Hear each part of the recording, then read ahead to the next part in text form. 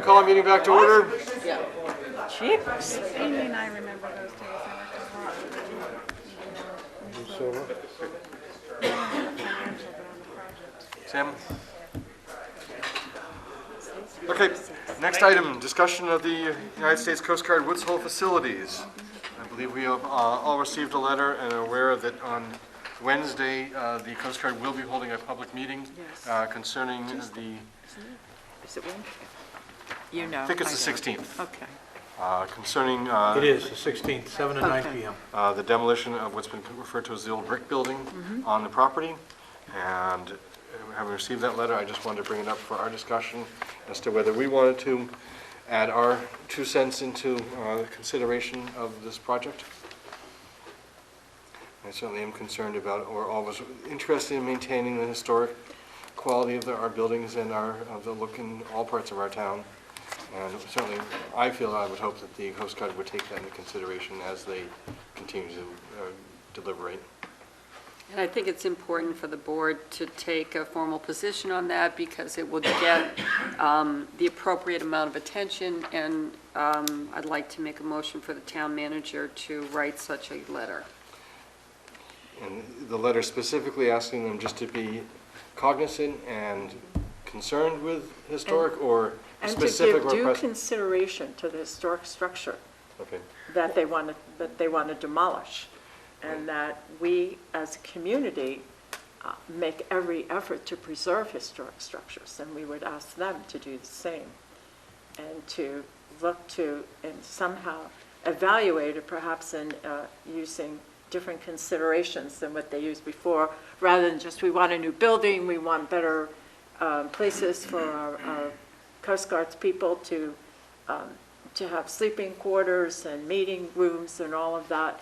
A lot and I think that's a brick structure, isn't it? Yep. Isn't that a brick building? So I It mean, is. it isn't like you have to tear it down, and I don't think what they can rebuild can be any bigger. I mean, the space is only and 3 times bigger. 3 times Three bigger. times Oh, bigger. okay, so I'm, well, Bigger, taller. Okay, wait. Okay. well, yeah, sorry. Well, maybe we need to get some more information here, too. I think we have to go one step further, and that's that any additional building needs to take into consideration the kind of architectural themes that the town invites, if you will. We have the same problem with the Marriott issue, and I think the Coast Guard needs to hear that we want something that complements the Woods Hole Village and doesn't stand out, like a box store. Well, the issue is, do we want to write a letter, ask them not to tear this down? Or do we want them to write a letter saying, please be aware and concerned and, I think the first letter should be not tear it down, Preserve. and then wait, and then see what you would say. And ask them Yeah. if they couldn't incorporate the new design with that building already there. They could build around it, I would think. or something. I think you're No? right on the tearing it down. Yeah. is there anyone who'd like to make any comment? I'm sure they are. If you do, we have to ask you to come up to the podium, introduce yourself, and speak into the microphone, because people at home would also like to hear what you have to say, and they can't hear you unless you're right at that microphone. My name is Walt Schonbacher. I live on Cowdrey Road at the corner of Cowdrey and Little Harbor. This building is right down the street from us. It is an historic building, and it's a nice, modest building. What they propose to build is 3 times bigger than that. It will, in fact, be an eyesore in the neighborhood. It's on Little Harbor Road, which is already, we have the Coast Guard, and we have a lot of traffic. I worry about the amount of traffic. I also am worried about the fact that this is the federal government, and the fact of the matter is, there's not a whole lot we can do about what they want to do. Do you folks have any thoughts about what we can do with the Coast Guard? I think they're being very gracious to talk to us on Wednesday night, and I intend to be there. But the fact of the matter is that I don't know that we have a whole lot we can do with them. Do you? We can ask. I just live there. And you folks are the ones who run the town of Falmouth. and Woods Hole being part of the town of Falmouth, this is a very important issue to us. They don't need to build a massive building on that road. They just don't.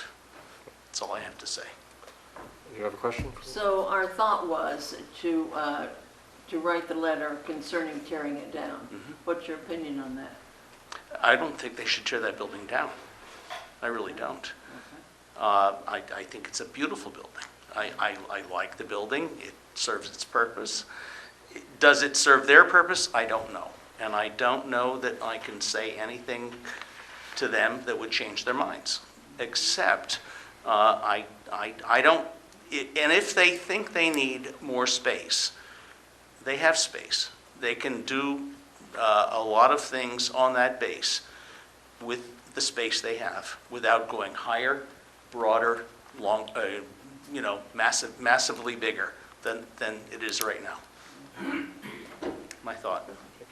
Anyone else like to make a comment on this? Thank you.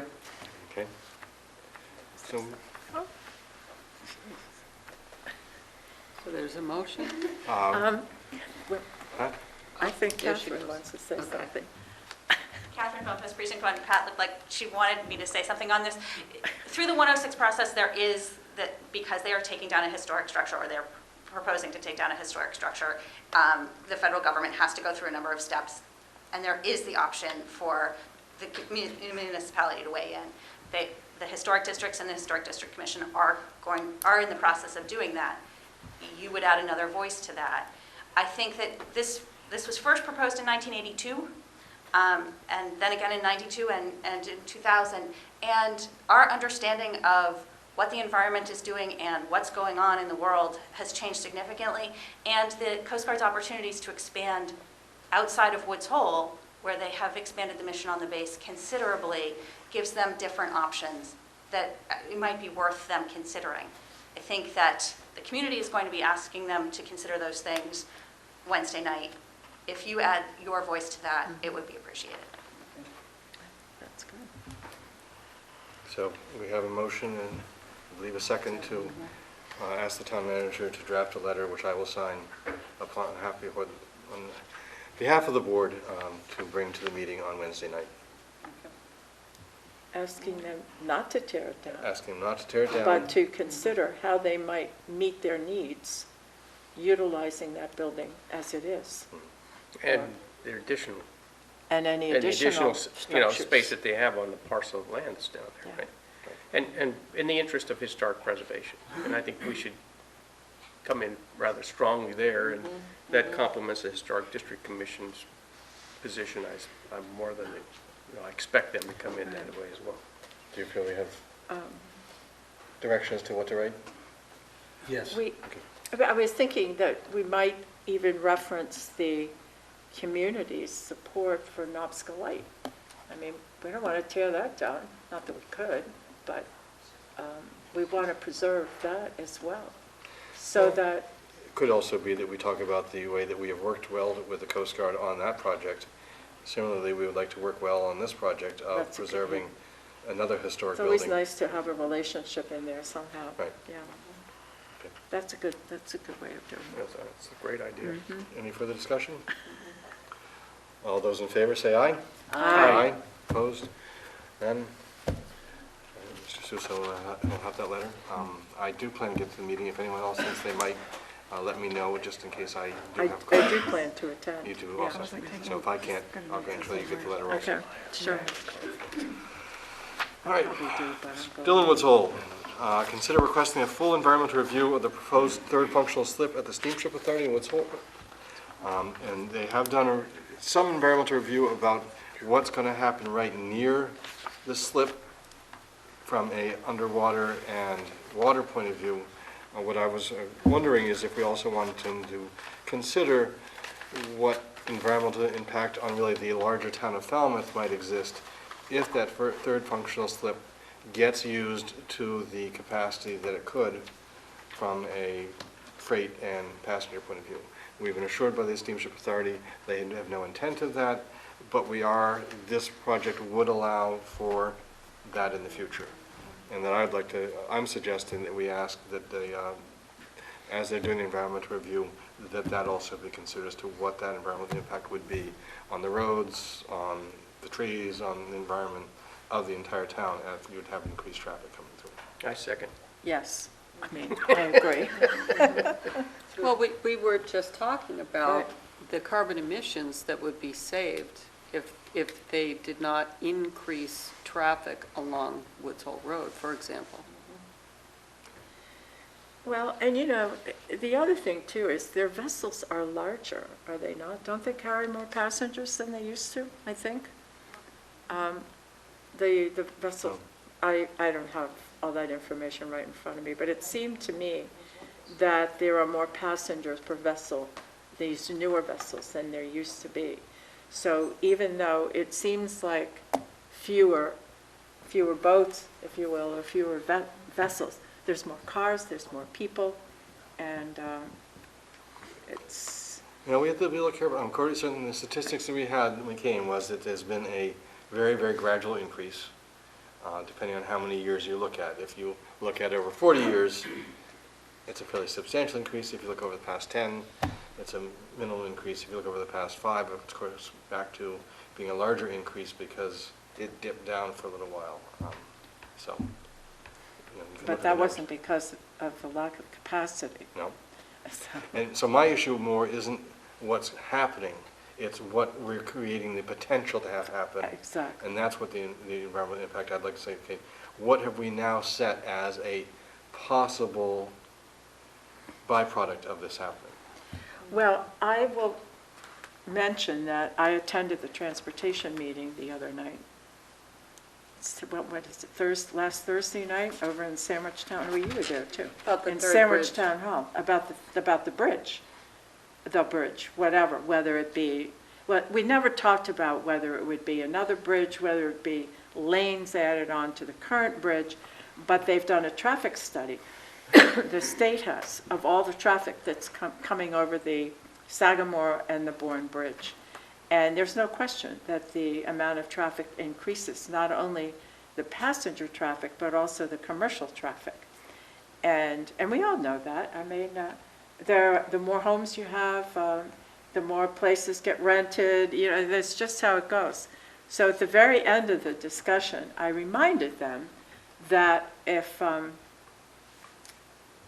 if freight traffic were diverted to New Bedford, then there wouldn't be that much traffic coming over the bridge in Falmouth. And as the vineyard has grown in population, no question, not only year-round population, but summer population, we know that by the basis of all the traffic that comes through here. So if you eliminated, or almost eliminated, a lot of the freight traffic that comes over the bridge, divert it to New Bedford, and then it goes by a different route, then we wouldn't be having the conversation that we had last Thursday, because there wouldn't be as much traffic going over the bridge. And that was, I don't want to call it a war, but that was an issue that we took up in the 90s, as you probably remember, for a long period of time. And it really never went anywhere. And now we're only seeing more traffic than we had in the 90s. So at some point, I think we need to, again, address that with the Steamship Authority, because they like the idea that all of this goes right through Falmouth. And it's not going to keep working that way, because there's not going to be a third bridge. They're going to have to replace those bridges because they're old and they're worn out. So there has to be a replacement. Well, whether the replacement is going to be an addition is not even on the table yet. So they didn't really have any response to my statement, but I think we need to keep that conversation going.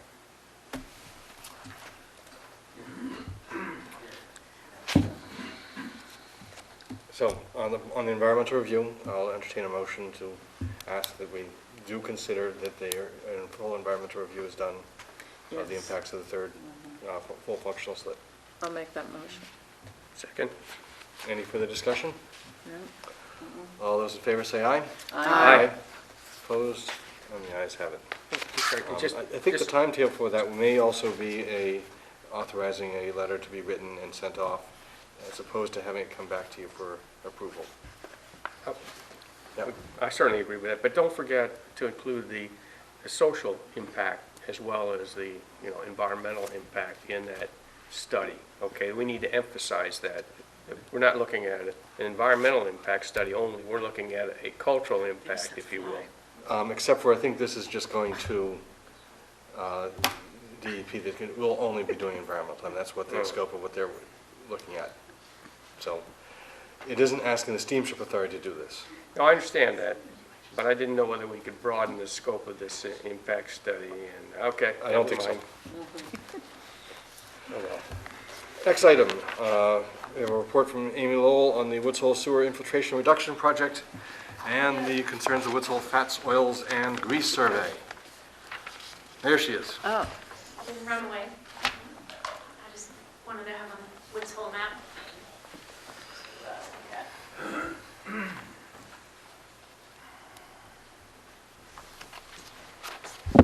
Amy Lowell, the town's assistant wastewater manager. Hello. I asked to speak about a couple of things tonight, and I gave memos to the selectmen last week about them. I'll review them a bit more now. The biggest item was a project called the Woods Hole Sewer Infiltration Reduction project. The goal of that project is to reduce the amount of non-wastewater flow in the sewer system in Woods Hole. And this is a project that we've been working towards for quite a long time.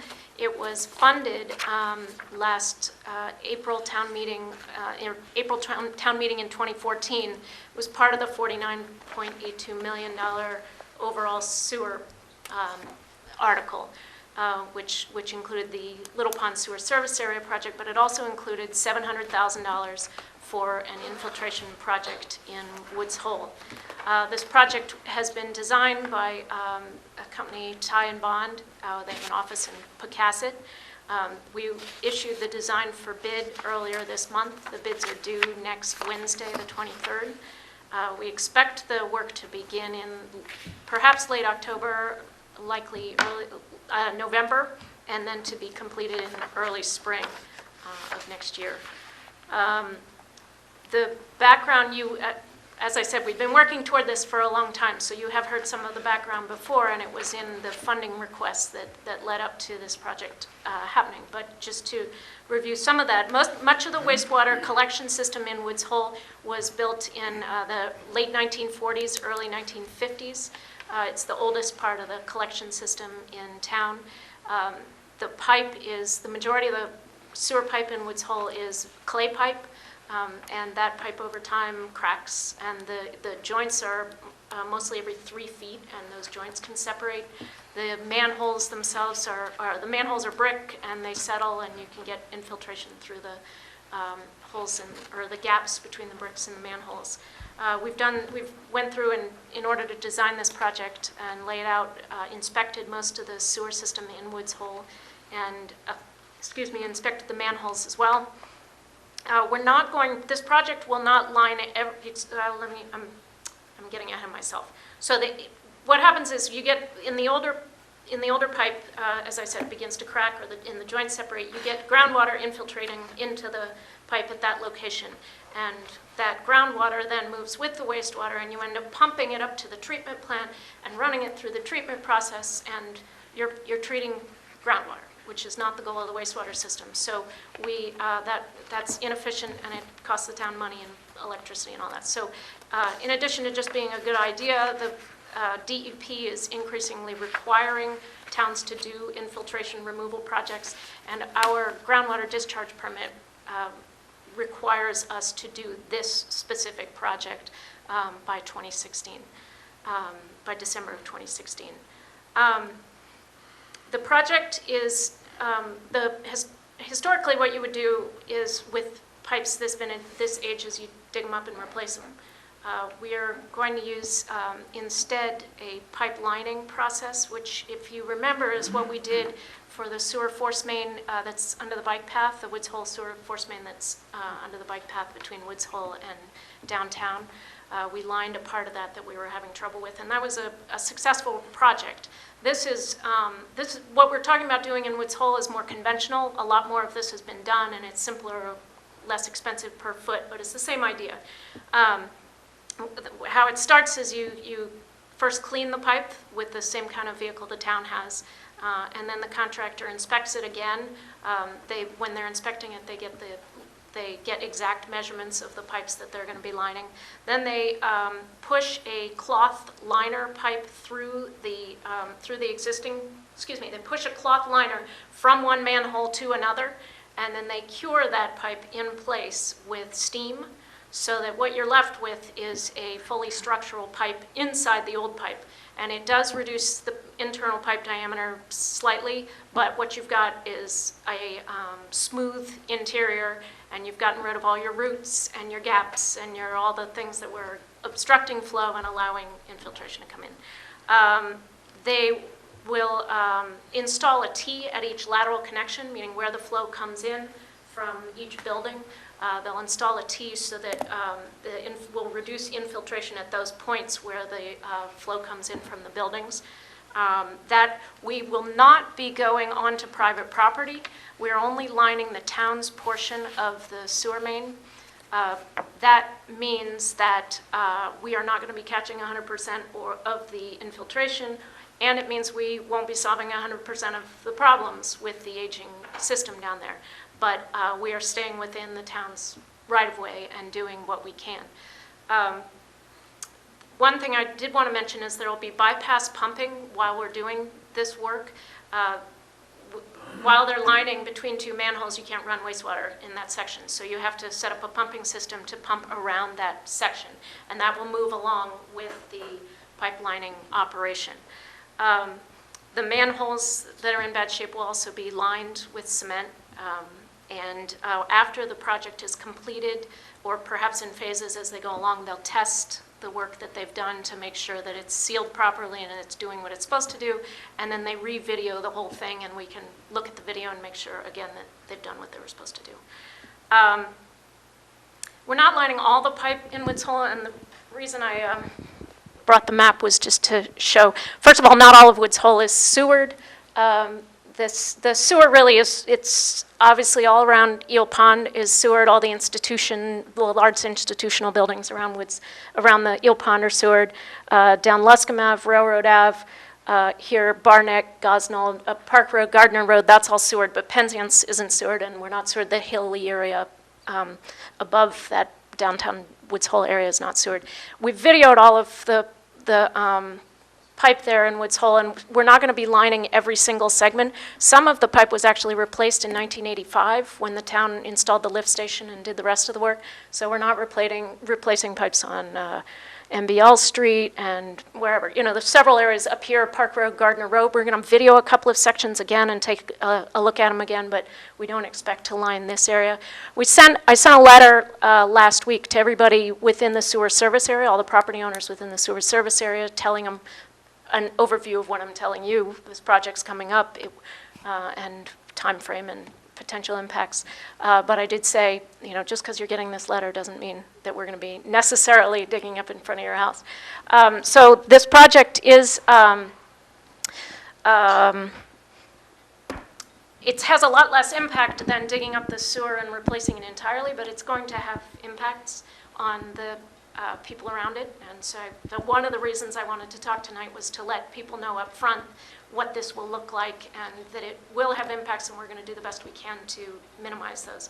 For one thing, the project is planned to be we're starting in late October, early November, continuing through the winter, which is Woods Hole always has plenty of things going on, but it is a lower traffic, lower occupancy part of the year.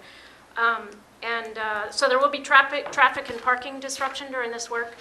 We'll have to have a truck over each manhole, equipment over each manhole while we're lining it, and that equipment will make noise. The curing, as I said, the curing of the pipe is done with steam generally, so people will see steam coming out of the manholes on each end. I actually had a presentation with a couple of pictures, but I think given the, the lateness, I'll spare you that. There's the bypass pumping equipment also. It's a pump, it makes noise.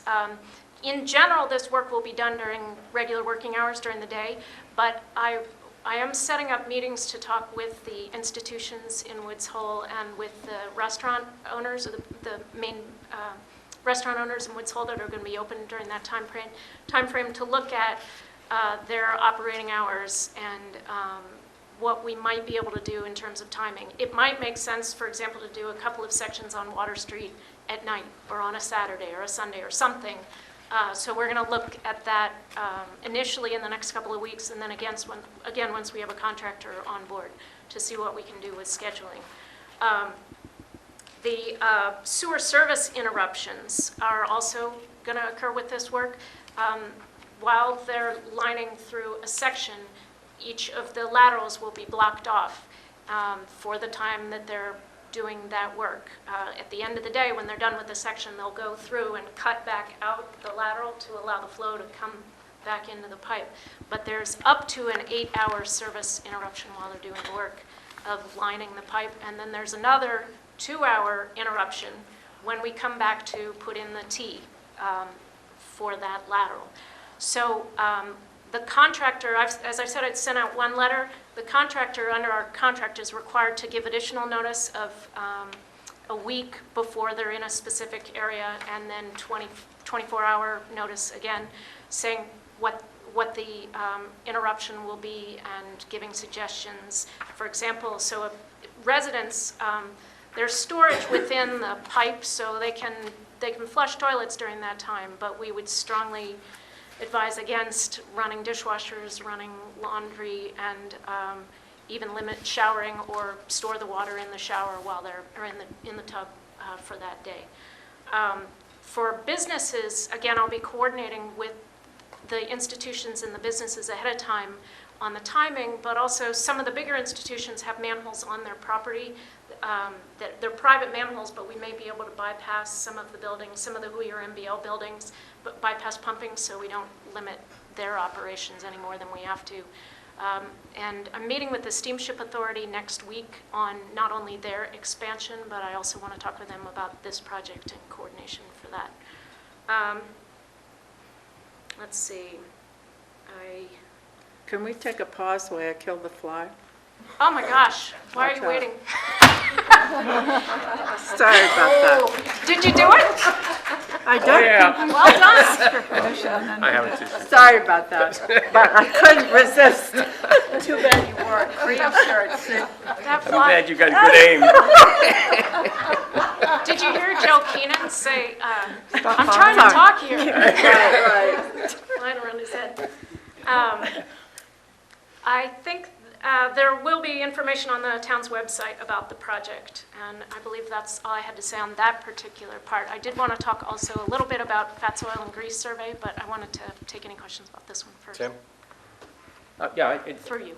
I assume you're going to have to dig to replace those Ts? You said a 2-hour. No, they go in the same way they go with the pipe. It's a remarkable process, but no, there's no digging associated with this project, with the minor exception that there are a couple of manholes that we want to locate, and we may need to bring up a couple of manhole covers. Right. I'm not even sure that we're going to have to do that, but with the pipelining work, there is no excavation. That's why we're doing it. Right.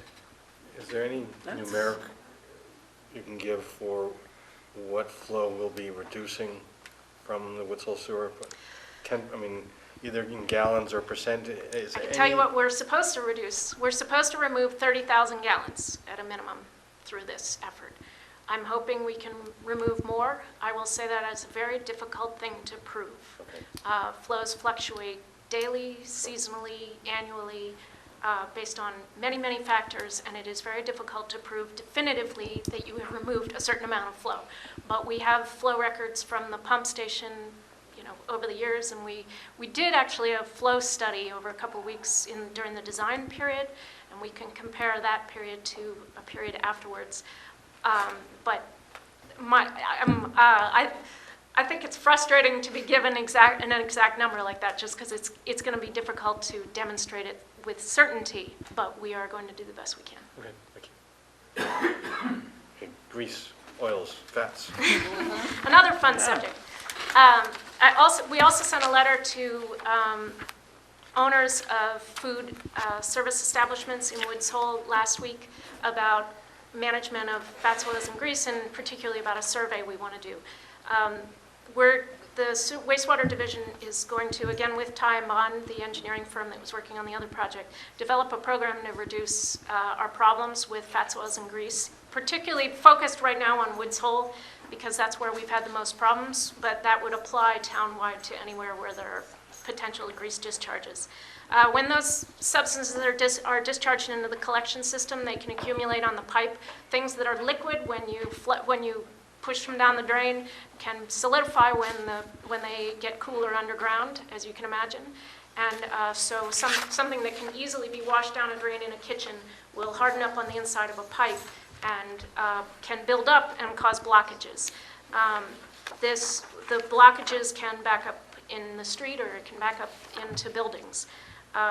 This can disrupt businesses, obviously, potentially health concerns, and even damage to private property. Hasn't been that extreme in Woods Hole to date, but we do have very frequent blockages in Woods Hole.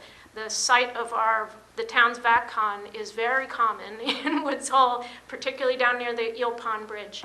Our operators clean the entire Woods Hole sewer system before the summer, and then they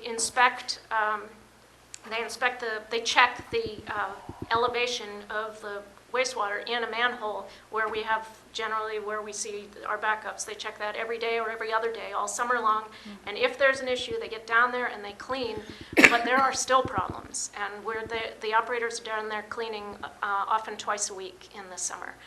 So it's been a maintenance issue for us, and it's potentially disruptive to those around the collection system. I will say the sewer system does have limitations down there.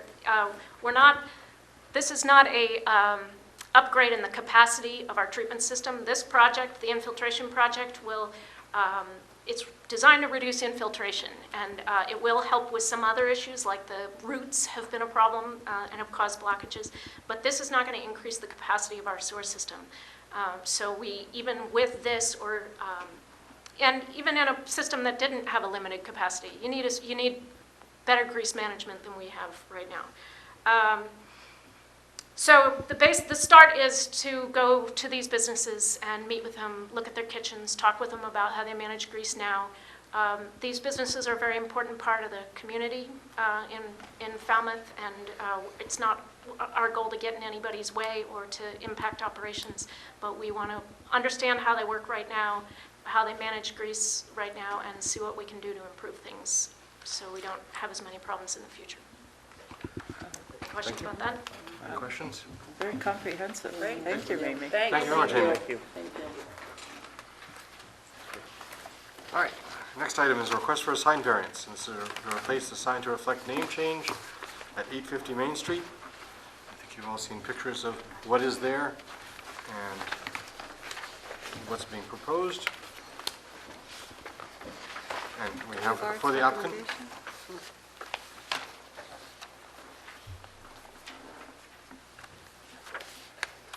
Can I ask a question? Yep. Did we ever get a recommendation from Art Calfee? I didn't see it in my packet. Did it come out? Yep. Okay, here's from Mr. Calfee. The design review committee met on July 18th to review this application. It will be located above the canopy as the other businesses in the building have done. The DRC voted to approve the sign and recommend it to the Board of Selectmen. Mr. Chairman, that's actually other sign. That's for the sign over the property. Correct. That is not having to do with the sign. That is in addition to replacing the Street sign? Donahue Real Estate on the whole stacked sign.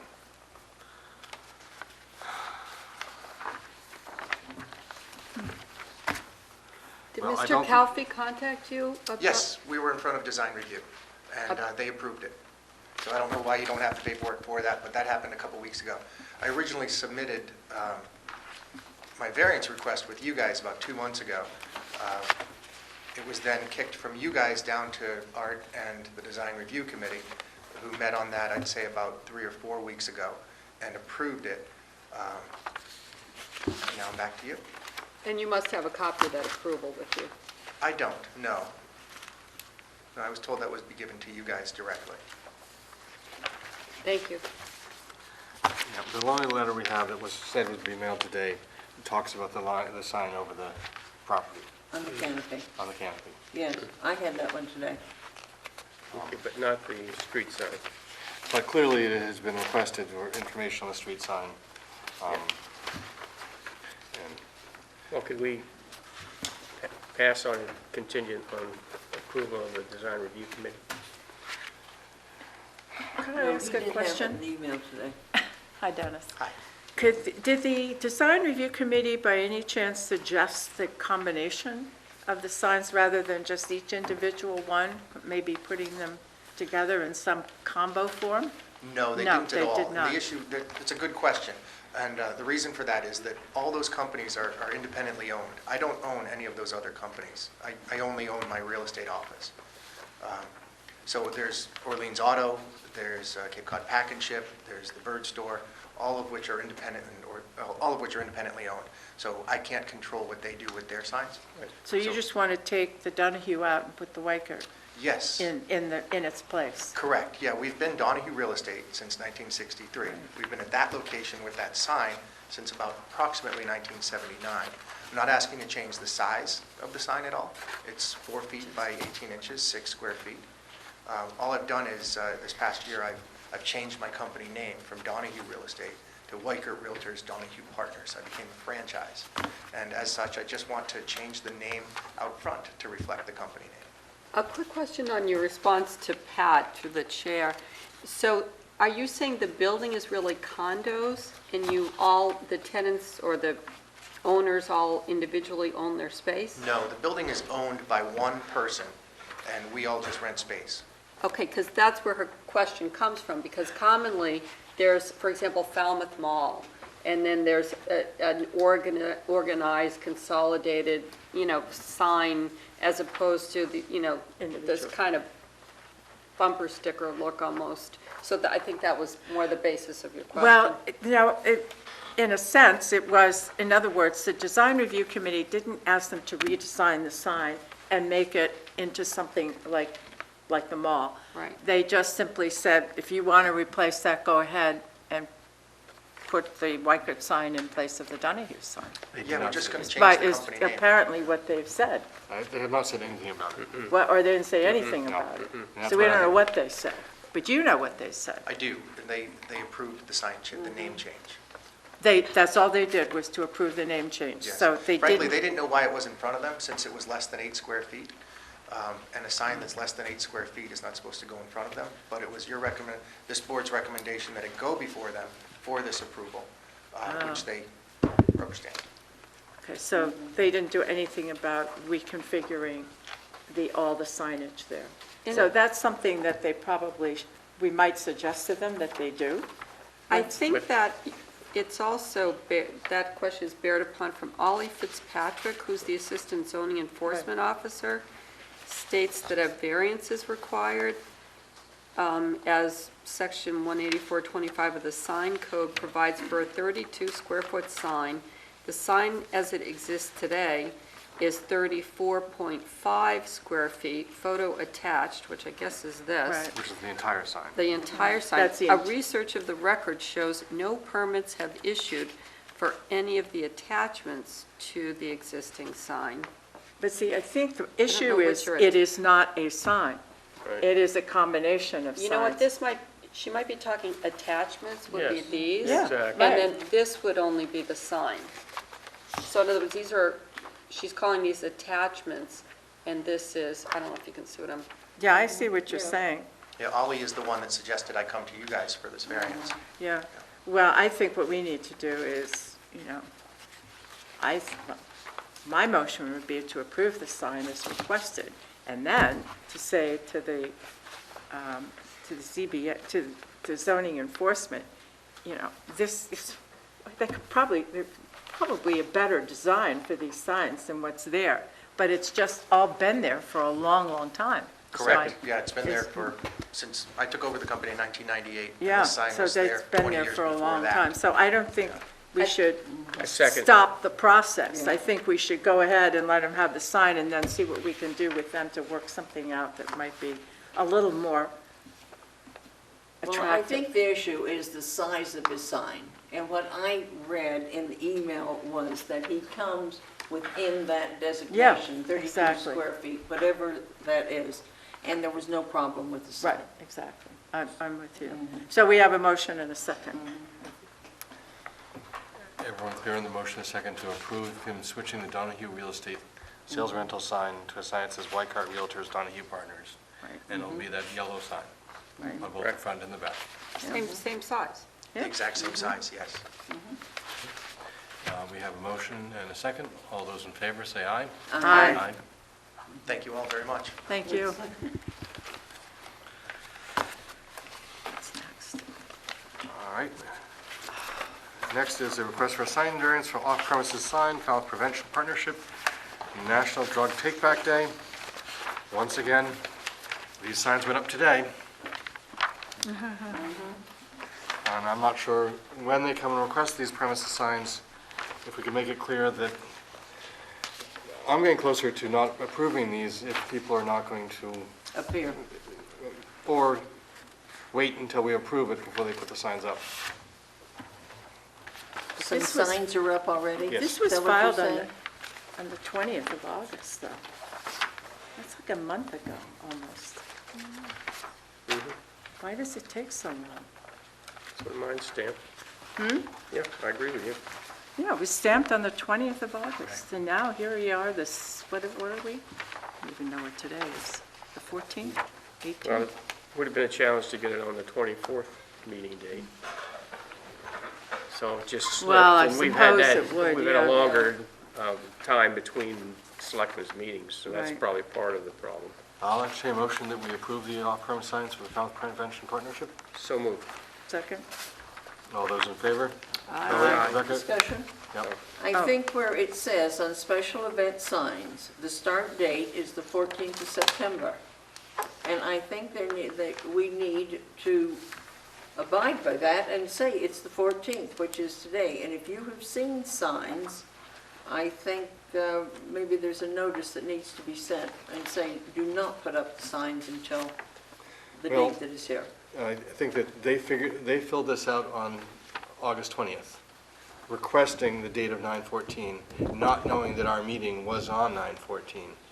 So I understand their request was 9/14. Their event is coming up on the 26th. I understand what happened. You know, they suggested the 14th already a month ago, and felt that that was the date that they wanted to start, and so they just went ahead. Well, they filled in the amount that says 9/14 is when they will start and Right. put them up. And that's what they did. Oh, then they weren't up yesterday. No, today. Okay, all right, then they're fine today. Great. Okay. We have a motion and a second. All those in favor say aye. Aye. Opposed? None. The ayes have it, unanimous. Next is discuss and vote the 5-year strategic plan for 2016 to 2020.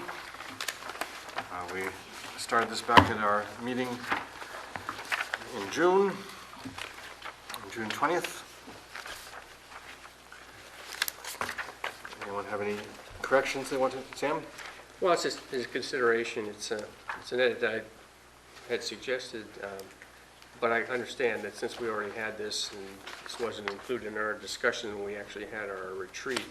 But under number 1, which is currently financial and economic stability and community development, I would like to see us change it to financial and economic sustainability, because to me, that's more forward-thinking. It's not trying to maintain the current status, but actually think in terms of the future and sustaining economic, vitality or stability. So instead of stability, Sustainability. Yeah, I like And, that. we can do this next year, but anyway, I would just like to see it oriented more toward, looking toward the future and sustainability, and it really kind of goes along with, I think all of our concern that with this changing demographic in the town, we need to be thinking about what we're going to do to make sure that we sustain, an economically vibrant community. And I certainly think that was the basis of our discussion, was not what are we doing right now, but looking forward. Yeah. So I would have no it problem was. changing that word stability Me to either. sustainability. I like it. Much better. I just, You I okay with have that? no concerns with it. I just know Selectman Patterson sent in a series of suggestions, including changing that word throughout except in the title. So it's changed throughout the document, and we can make that change in the title. Okay, good. Great. Great. Good suggestion.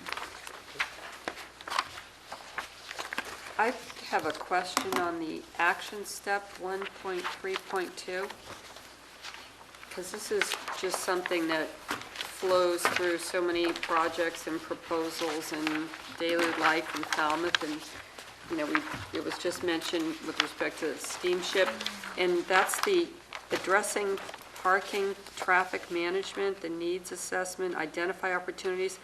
I think we've got to start that before the end of 2016. I think we need to be thinking about that right now somehow, so I would just like to suggest that the timeline be a little moved to the left. Okay. We're going to not take votes, but just sort of go in consensus on each of these. I'm certainly okay with think- I'm Again, this is, fine with that. this is Next- strategic plan and goals. I think it's a good idea to push this a little bit harder. If we don't make it, we don't make it, but Yeah. let's just push. Push it to Okay. now. Yeah. Start it now, Okay. please. Okay, Heather? All right. Under coastal resources and beaches, that's our strategic goal number 2.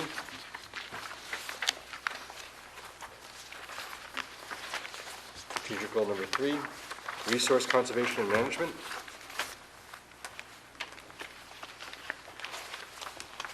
Item 4 is water and wastewater management.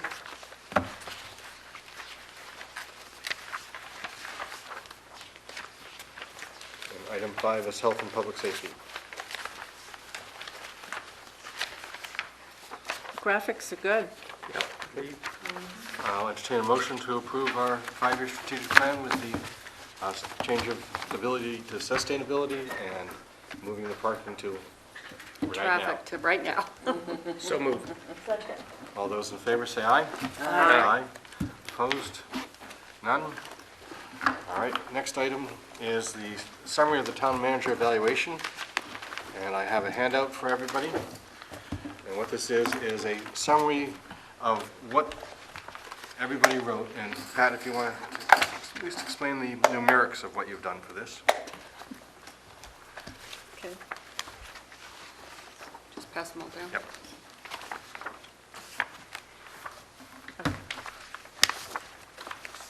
Okay.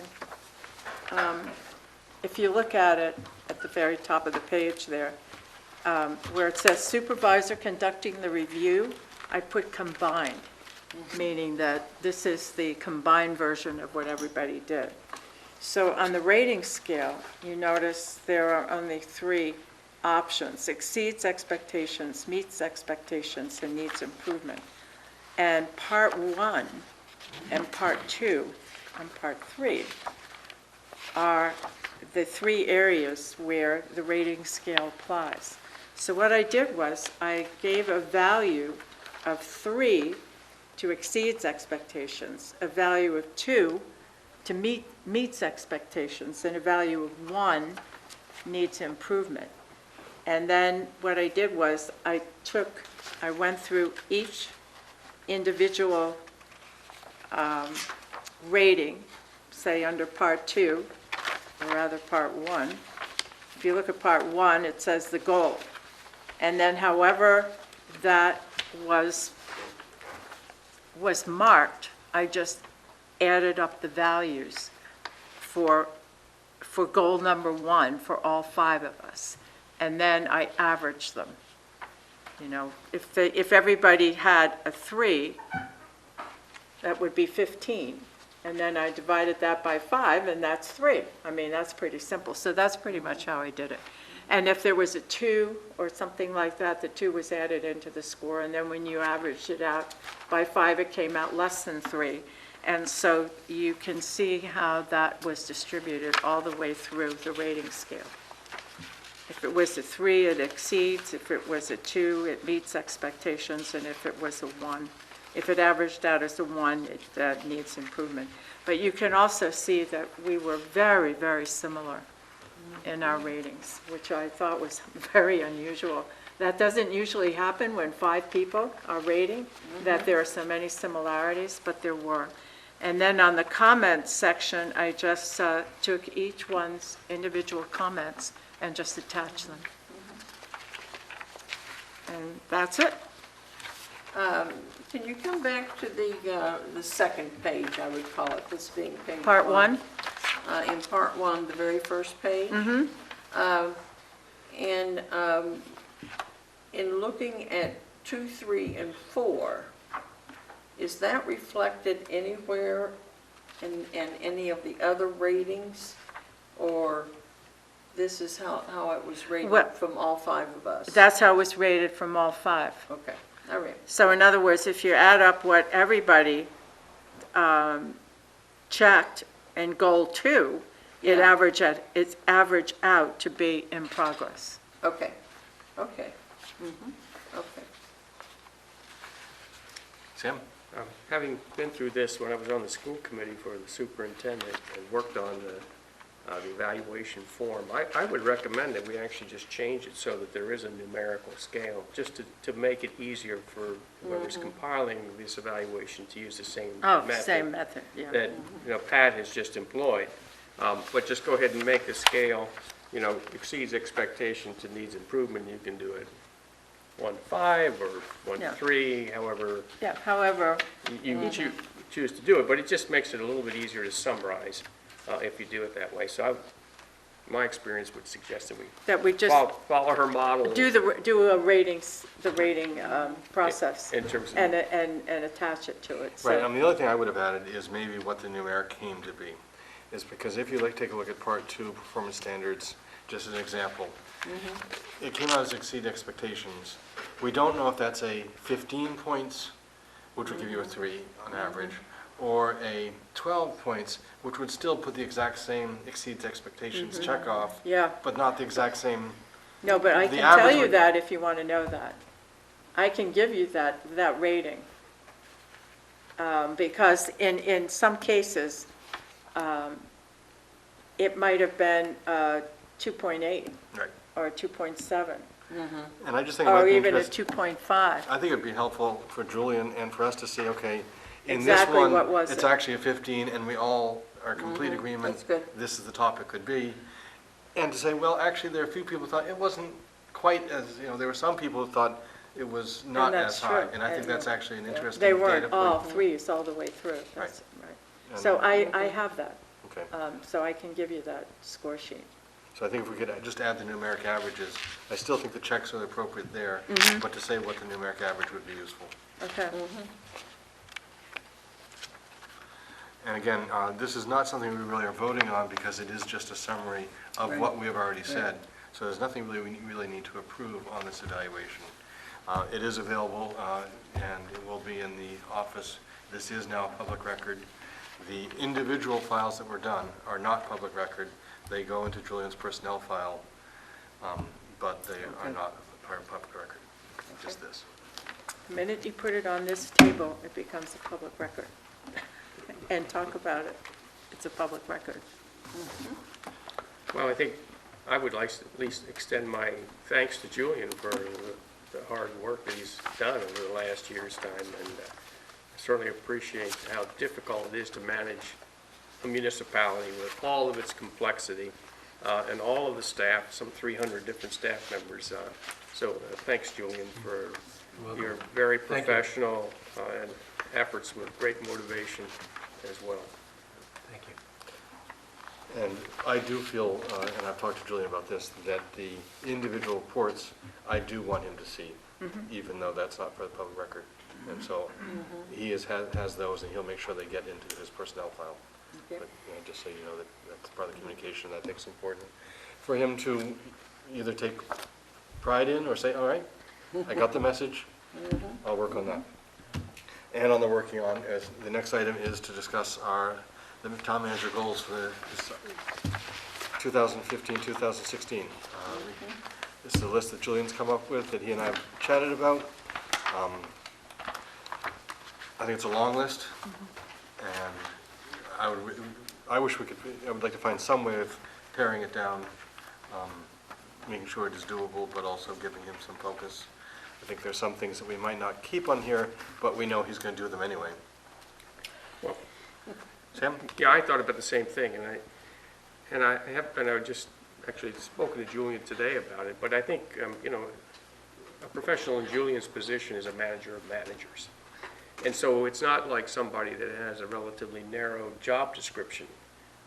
He's got the entire municipality to run. So I think a longer list of goals is actually quite appropriate. And of course, there's a delegation of that responsibility, but I think we have to see Julian as not just an individual. We might identify certain individual goals in terms of professional development, but in terms of the overall municipality for which he's responsible, I think we need a broader set of goals. And so I'm less inclined to pare it down to 4 or 5, which I might do if I were setting goals for an engineer that I was supervising. In other words, a different kind of I see those bigger goals supervising. as our strategic plan. I think the big ones are the ones that we've set up that we want to see have happen in the town. And those are, in some ways, those are our goals. Well, agreed. And these are ones, and that's where, I guess we can go in either direction on that.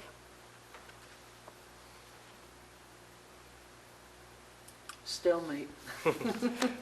But easily convinced to, are there something that you would suggest we add to this, Sam, then? Yeah, I'm particularly, since we added it to our strategic plan, but the creation of a community development director or whatever title you want to give that person, but that's something that needs to get folded in, needs to get through town meeting, to add, to I agree. the job descriptions and that sort of thing. And I don't think that's something we should be holding back on. I mean, we were just talking about changing the whole focus of that sustainable economic aspect. And so, I would like to see that added. as Read one. that again, what you'd like to say? I added as Community one of the development. goals is to create the position, or reorganize the town administration to include a community development director.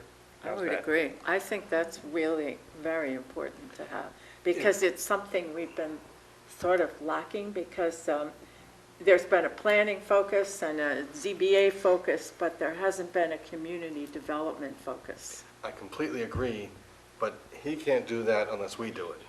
We've got to do it first, and we have a placeholder article in the town meeting for this. We do? We have a meeting coming up with the planning board in which we're to get them on board of this also. It'll be a quick item on our agenda because they have other things they want to talk about, but Well, and we're really talking about two things. I mean, what you're really saying is that, number 9, where Julian says other, as if inviting even more tasks and responsibility, it really is to, facilitate the selectmen's implementation of their strategic plan. And so that kind of encompasses everything that he does and manages and really, leads the way and paves the way toward with Heather. I don't mind summarizing it that way. No.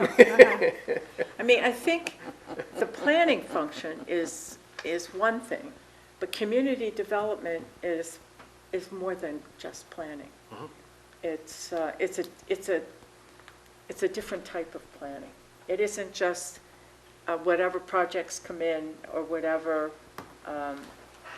it's just bigger than that. oh, right, I mean, it's a whole new And I think department that has it's- to be created. Yeah, well, it just has a redirection Right. and a different vision.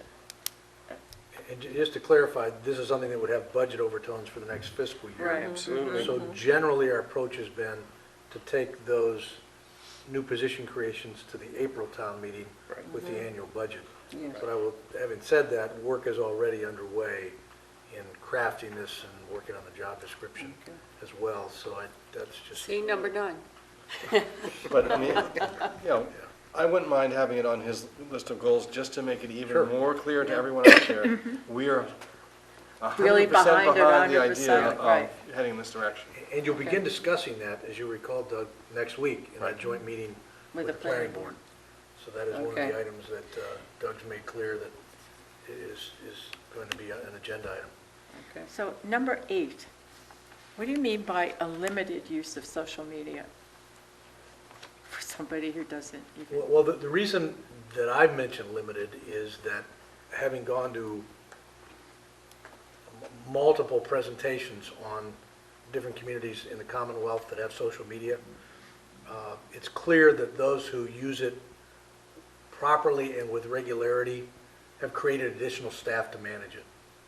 And that's why I've talked about limited, because I'm not certain that we're at the juncture where this board wants to be creating additional staff to manage on a day-to-day basis Facebook and a number of other things. We use it on a limited basis now in police and fire, but if you want to create that as a regular daily activity, it needs to be managed by individuals. did you happen to see in the paper the other day where the town of Bourne had 28,000 likes on their Facebook page or whatever? I did not, I Whatever missed that. page you have to get likes, that's what they had, 28,000 likes. I thought they must be really focused on social media. They need something to And do. they're doing a Proposition 2.5 override, I believe, as Right, they're well. working on that. Well, that's the only Yeah. way they can operate. They have no commercial base. Right, which is sort of what he's Yeah. saying. Yeah, one of the things I do feel like we need to do, though, is we need to come up with a unified policy Yeah. on social media, and I would try to restructure that goal, because we have different departments that are essentially setting up their own policies on how to manage it, and I think we need to try to get that coalesced to a common model.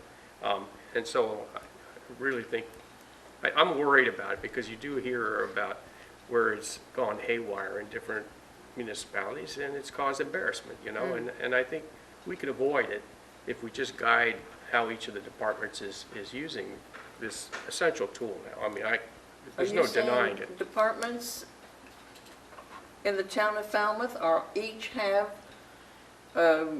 their own page on his social media? Is this what you're saying? Well, you've got fire and rescue, you've got police, you've Police. got library. They I have mean, their there's own 3. I don't know about the rest. I Well, don't, what social DPW probably media are has they on? Facebook? Facebook, Twitter, I don't know. I've never seen But them my- on there. But my No? point is, Never seen anything in the town of Falmouth on any social media. Police and fire. The Police police and fire. definitely, Police and they do, but I haven't seen anything. well, But anyhow, that's I neither here have nor had there. conversations with library staff. That's okay. I think this Let's is going go to on. be something, I think it's going to be something that falls into the new IT director more so I than think what's so. happened in the That's past. intended, Yeah. yes. And I guess, But I again, on a don't, limited basis, depending on where the board wants to go Sure. ultimately. I mean, as a priority, I would Okay. much rather develop the new community development department than having Julian have that on his, Yeah, I mean, I'd rather replace I think number that's 8, good. community development, than have this as something that he's putting as a top priority. I think it's important, but Well, I wouldn't prioritize it that high. I guess I'm trying to add clarity to the concept of limited social media, but I mean, if we're going to limit it and not set up a special, supervisor for this sort of thing, can we at least put some kind of a unifying policy together? And we can just gather what's already being done, either informally or in writing. I And- absolutely agree. I'm just not trying to put it in his goals. Okay, well, I'm Yeah. trying to add specific, anyway, you know what I'm talking about. Specificity. Thank you. You're welcome. To the continue to explore town limited use of social media. Like gigabitification. I'm just, okay. All right, That let's one. let's move. Let's Is move that how on. you can say it? Yeah, I can. I want to remove it. Come on, I want to remove it and put I'd community like to development. remove it. Okay. Put community Yeah, development I'd like instead. to take number 8 off of that. Yeah, it can be served by number 1. Right. Yep. Okay, It's true. Well, maybe. Or we could take it on something we're going to do is come up with a policy about social media. that's better. Okay, So is it okay if we change 8 we to? always slow down at this time, and I'm trying to keep you going. Yeah. How do you feel about changing 8 to the community development? I'm fine with that. and not having, Change not which? having limited. 8?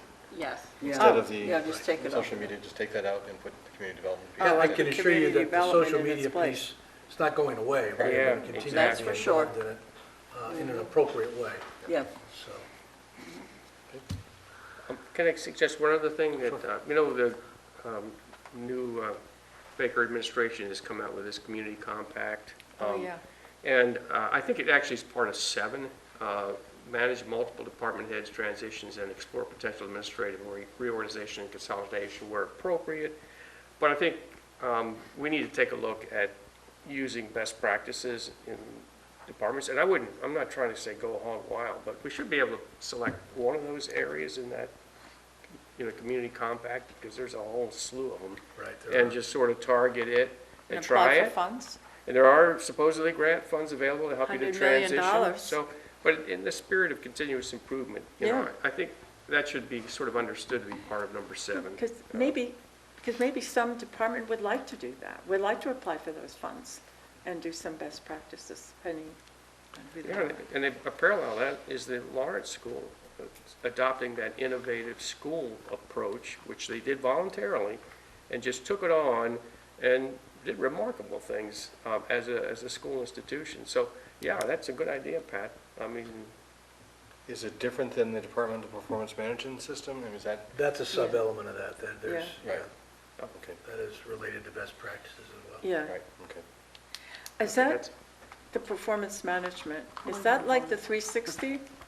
No, No, this is different from that. It's a new program that ICMA, International City Managers, put together, and we actually have some funds that are tentatively earmarked for that purpose, and we could provide, we just touched on a little bit of strategic plan and could speak about it in more detail, and also with Heather's assistance, the concept was presented to the Cape Cod Commission about conceivably, or potentially, funding the most basic level of this performance management system for multiple communities of larger size on the Cape. And Heather can comment on that, but she's had some positive feedback on it. Yeah, it's a benchmarking and measurement system for municipal programs overall to determine, how you're performing in any particular area, but how you're performing relative to your peers. Right. So it is a benchmarking, and won't get down to the level of a particular service in the community, but we'll talk about service areas. That would be, In the last year's conference, there was a presentation on that at the annual conference. There'll be others in the conference coming up later this month. So it's something that we're taking a very strong look at. And just at the very basic level, and so what does it produce or conserve? Does it save money? Does it produce, better camaraderie, more efficiency? What it will tell you is how you're performing according to a benchmark, Compared to your which can peers. give you, identify areas where if you're not performing to the norm, you're going to want to, find out why you're not performing to the norm and determine what changes you need to make to start performing to the norm, or identify there's reasons why you're not. So I think it will give you insight into how you're operating, and the goal is towards efficiency. So we okay? I hope so. So, I should say a motion to approve items 1 through 8, with the 8 being changed to community development, and being aware that 6 and 7 are both looking into some of the things that Sam's been talking about the support from the state on the community best practices. So moved. second. All those in favor say aye. Aye. Opposed? None, the ayes have it. So moved. Individual selectmen's reports. Tim? I'll start, I'm going to do this quick, there are 4 things where the rest of you were involved, so let me just report on them. The Friends of Nopska Light meeting, they're continuing to meet, and Julian and Frank have been working with the Coast Guard and are pretty close to getting a memorandum of understanding. So in maybe a couple months, Friends of Nopska Light will be off and running. They've selected an executive director temporarily, kind of somewhat part-time, and it's Catherine Bumpus, because she's been that spokesman already. They were very grateful to take her on in that capacity. They also held a pony up party, which Rebecca and I were at last week, to get the directors to pony up some money to start. But their fundraising efforts are going very well, and so they're really in a strong position to really take off once the licensing agreement has been signed. I went to another meeting, and Heather was there, called Community Broadband. It was sponsored by, I think Arthur Gaylord kind of pulled it together. He's the IT director at Woods Hole Oceanographic Institution. And I think the take-home out of that is that we really need to think of broadband as essential infrastructure. If you just think about how much broadband supports the communication of the business community as well as all of the residents in town. And we have a big issue because we have an enormous capacity in Open Cape. And as Arthur described it to me, the bandwidth of the fiber that comes onto Cape Cod is enough to support all the internet communication of the entire world. But guess what? We can't, as residents, access it. And so we have it, it's in the towns, all of our schools have it, but it's not available to businesses without an exorbitant price, and it's certainly not available to individual residents. So, there were a lot of good ideas that were discussed at that, but it's something that I think we should be thinking about as essential infrastructure for the town, and we need to look for ways to facilitate, and a development director would be a great person to kind of provide some leadership in that area. And just on that subject, the EDIC has spent a tremendous amount of time on the issue over really years, and the researched it in a lot of different cities, and one of the questions is, did most successful programs are those that the town actually takes on, so it becomes a town service. So that's one question. Another question is, how do you do that without really being at the whim of, for example, the cable company or those giant service companies, and so it's there are hurdles to be addressed that need a lot of money if you decide that that's something that the community needs. And that was all discussed in there, and they actually had some people who had experience in going into communities and developing so-called co-ops, which are more, not-for-profit organizations. And they also talked about the traps. So you're right, not a simple thing, but something we got to keep our eye on, and we need to be thinking about as supportive of sustainable economic, vitality here in town. I don't think we should think of it as anything less than infrastructure that's essential. We've been dealing with cable providers, and that's what's been supplying the community so far, for the most part, including businesses. But we have a huge capacity that we could tap, but it's not going to happen overnight. And there are already contracts in place, but they don't go on forever. They have, deadlines, and things can be, renegotiated at some point. And the Open Cape board and directors are there to coach us and help us strategically plan some kind of change of this capability and access to this capability. Just to tag on to that, so that I don't bring it up again, Heather and I were at that meeting down in Woods Hole, too. Oh, Yeah, we were sorry. there that day, but Sorry, that's you were okay. sitting right next to me. I know. It's Well, late. I was remembering you were sitting next to me. But I think the issue was, too, that the two guys who were there, and they do this all over the place, they looked at Falmouth and said, it would probably take $20 million if the town were to do this, which is just prohibitive. You can't do it that way. But you do it by neighborhood. You send, and they believe in surveys. You send surveys out, and you find out which people in the neighborhood really want it and are willing to pay for it. And then you do it in that neighborhood. And eventually, you get it done in the town. Heather, you go. The two takeaways that I had was, one, that in order to advance the project from a concept to something that may have some practical application, is to have a demand study conducted. And that's a rather formal process. They seem to know exactly what that meant. And the other was that it does not need to be a public infrastructure investment. If the demand study is demonstrative that the need is there, private investors will come in, and they'll create an environment, whether it's a co-op or whatever, that the private sector would then be funding the capital improvements as part of their rate assessment. So that's what I heard. Yeah, I agree. Well, and I have to tell you that the fact that we have this open Cape here makes it so attractive for a private developer to make the connection. And apparently, talking to somebody like Art Gaylord, it is not technically difficult at all. It is more a matter of running the fiber to the users so that they have that access, just as we have already done it for town The last buildings and the library and the schools. All are connected to open Cape. The public entities are, but the private ones are not, and that's the next piece to it. There is a new director now at Open Cape. His name is Chris, can't remember his last name. Do you remember I his didn't last bring my name? notes with me, so I can't tell you. And that will be very helpful. He comes from a very, very large company that was very involved with all that. So I think, so he has a lot more experience, I think, than the person who was there before. Doug, and I know it's late, but it's a fascinating topic.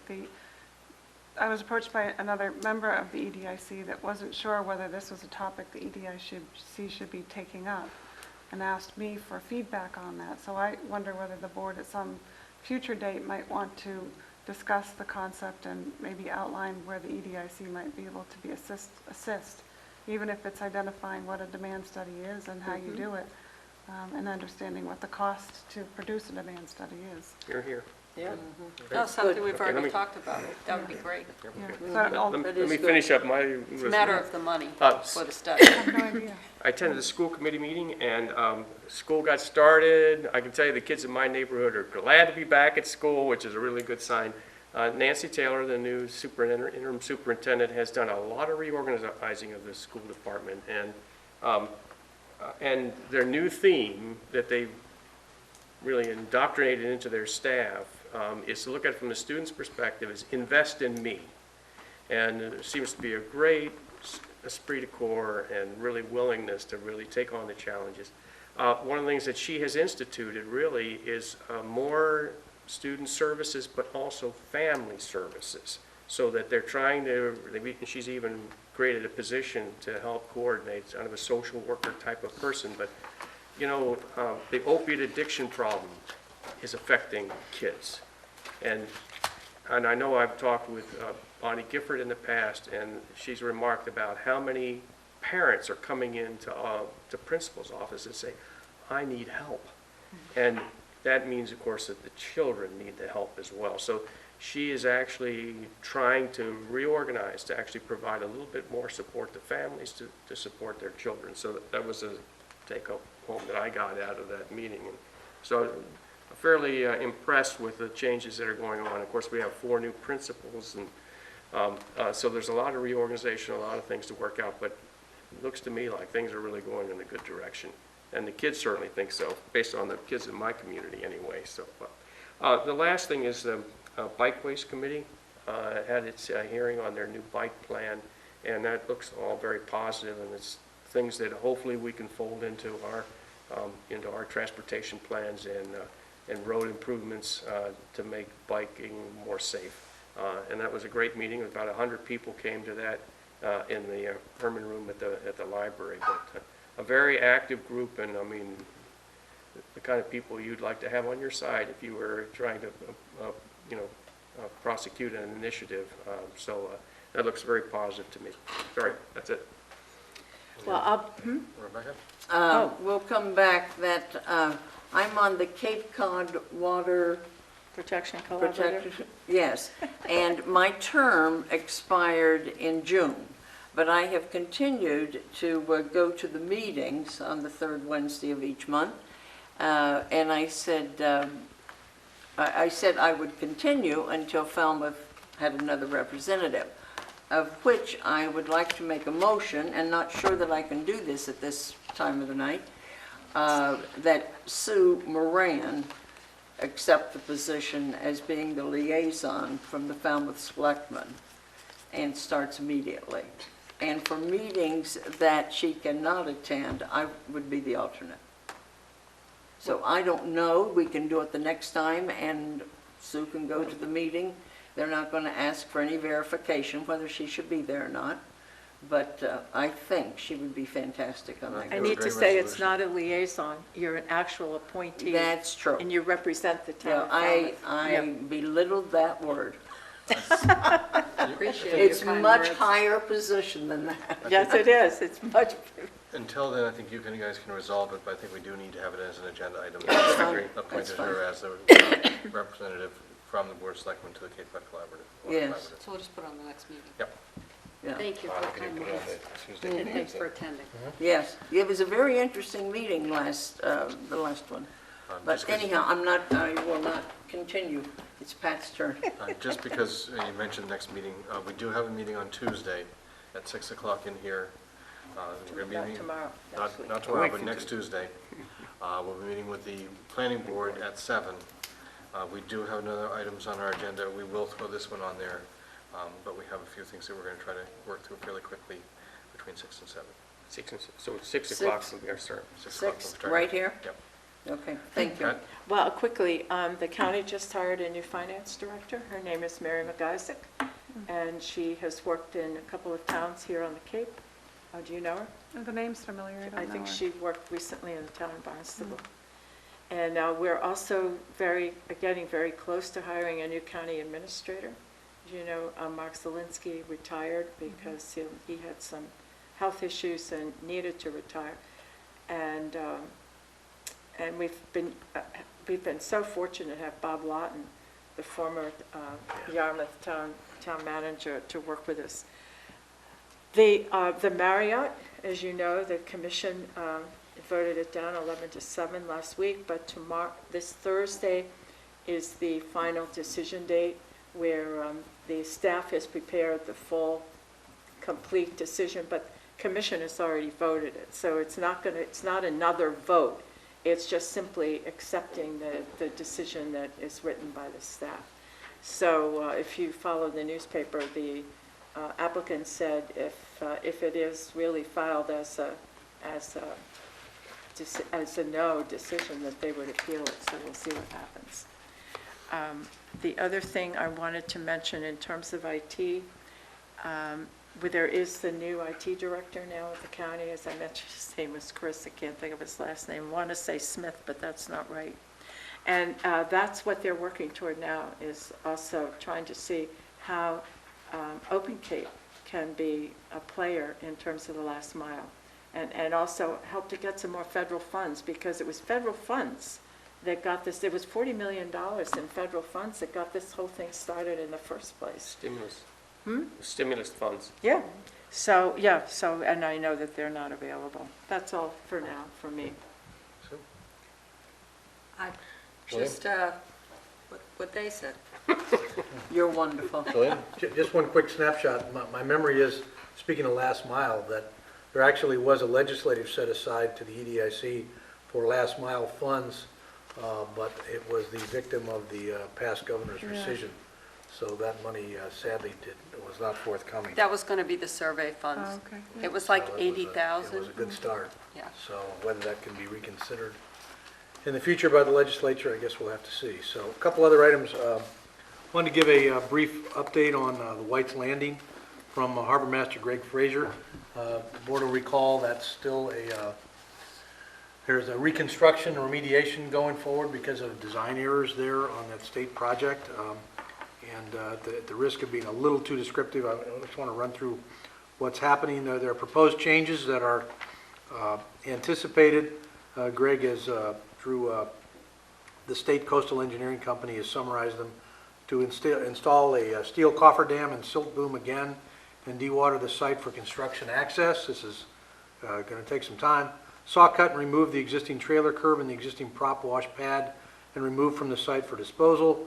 Temporarily remove the riprap at the end of the prop wash pad and stockpile for reuse. Construct a 10-foot full-width extension of the concrete boat ramp at a 20% slope and include a new 6-inch high concrete boat trailer curb at the end of that ramp. This will set the top of the new curb 2 feet lower than the existing top of curb. Construct a 5-foot full-width prop wash pad to the end at the same location as the end of the existing prop wash pad. Reinstall riprap at the end of the prop wash pad, making sure that the top of the stone riprap is no higher than the top of the new prop wash pad. Sorry for all the language here.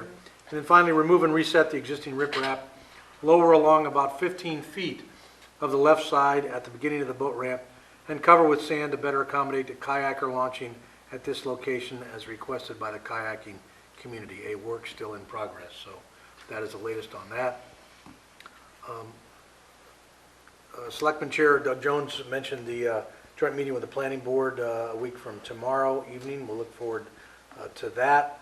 I do want to thank all members of the board for your feedback. Thank you and your evaluation, very helpful to me.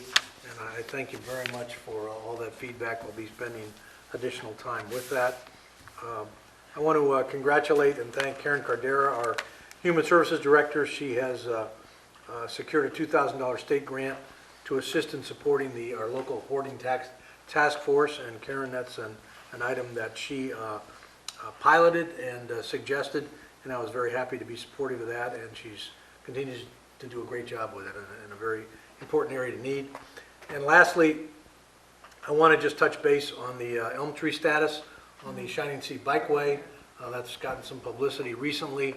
It's a tree in which we have a shared relationship with the Falmouth Academy at maintenance and oversight, and it is a tree of some very significant importance, and we're going to continue to make every effort to properly manage and care for that tree to continue to extend its life.